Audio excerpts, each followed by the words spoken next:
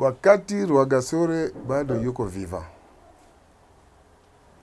Warundi tulianza kuvurugana sisi wenyewe kwa wenyewe. Pakawa ugwango entre les chrétiens et les musulmans. Sawa?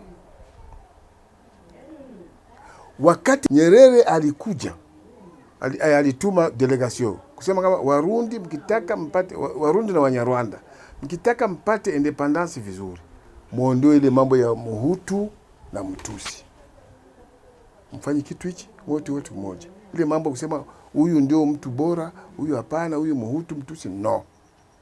Muondoe ukabila uondoke. Muondoe ukabila wa rangi, ukabila wa dini, nini vyote muondoe, ubaguzi muondoe. Rwagasore akasema mimi nataka kuwaonesheni kama mimi genda charo musore. Shaka umugeni. Mundo ndero umugeni. Umuhutu kazi. Ariko condition awe na masomo. Ndo tulikwenda. Mimi nikiweko kwenda kumtafuta Marie Rose mwene Ndami Kevin Defense. Alikuwa mwalimu hapa ku Notre Dame. Ndio tukaenda kumconvaincre, ni histoire ndefu sana. Tuwezi kuelezea yote. Tukamconvaincre, tukamtia mtaxi, tukampeleka ku Pagedasi, tukamwambia Rwagasore, akaenda kaonana naye, wakasikilizana. Wenyewe walizungumza kule kwa shamba sisi hatujui. Sawa? Mpaka huko. Sasa kumuoa yule mtoto mwanamke, mtoto wa Ndami Kevin Defense, ikaleta chuki kati ya Warundi. Unaona ugwango kwa ulianzia. Chuki ilianza pale. Kubera iki imfura y'umwami ashaka kubakana n'umuhutu kazi azana imbuto y'igihutu mcyane oya nibajya baswahirire bamwenze siwa abaye basire bamuhenze wakajitoa Warundi surtout abagano bonyene abatutsi bakaunda parti yao, Parti démocratique chrétien, appuyé par les Bazungu, les Européens. Appuyé par les Européens. C'est bon? Pale ndo Warundi walianza kusambaritaka. C'est bon? Sasa tulifanya matora. Iprona tukashinda, tukaorganize. Hii fête, réception provisoire ya Iprona pale kote Tanganyika, pale chini pale plage. Organize pale. Na pale ndio alikuja kufanya plan yake kumuoa. Sisi tulikuwa tufanye ndani. Lakini walikuja ndugu zake abaganwa. Ngo urabona hari igitugutu hanze niyo hari akayaga ibintu tugire hanze. Bo tukapanga vitu nje. Kumbe wako na plan yao. Sawa? Ndio ilikuja kumrasa Rwagasore pa. Ile gari ilikuja, sisi tunaiona. Ilikuwa Chevrolet Bel Air, ya rangi nyeupe, station Wago. Mle ndani palikuwa wazungu na Waafrika.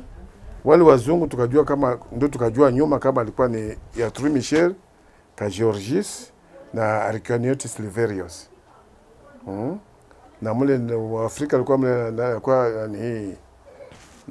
huyo Ndidene Rezanja, Birori Joseph, Ndakicha Henri na Ndakicha Jean Baptiste. Kwa ile gari. Wakasimama pale chini ya kile kimti. Wakatoka wakaenda huko. Kuporo.